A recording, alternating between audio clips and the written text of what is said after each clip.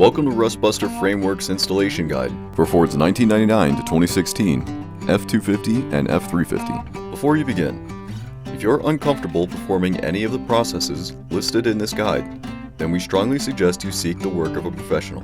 Ensure you have all the tools and utilities listed and that you are following all of their manufacturer's safety precautions during use.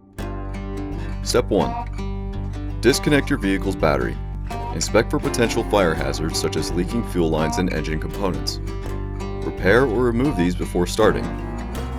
Finally, clear the work area of any safety hazards. Step 2. Remove the cab bolts and bushings from the side of the vehicle you're working on, and lift the cab up off the frame rail to provide you with more cutting and welding clearance. Remove or relocate any lines or power harnesses from the work area. Step 3. Our part features a perforated plate that, when removed, allows the part to install around the nearby cab mount. If you are not replacing the cab mount, or you don't wish to remove and reinstall it, remove this plate at this time. Step 4. If you are replacing the nearby cab mount, begin removing it. Grind the work area free of rust and debris, revealing bare metal. Coat the work area with a weldable primer to help prevent against further rust development.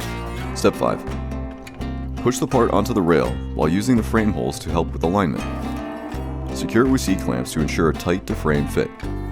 Tack weld the part and once again verify the part's alignment. Weld 100% around all edges of the frame section.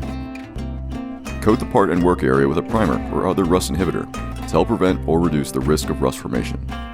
We recommend our Rustbuster Rust Converter and Primer Spray Paint. Finally, reinstall your cab mount bolts and bushings, and you're done.